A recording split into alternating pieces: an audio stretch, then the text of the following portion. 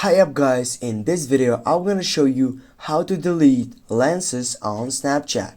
First guys, you need to go on the third section or on the camera section. Click on that, and here as you can see you have left and right wing. You need to choose the right wing by typing on the sticker side.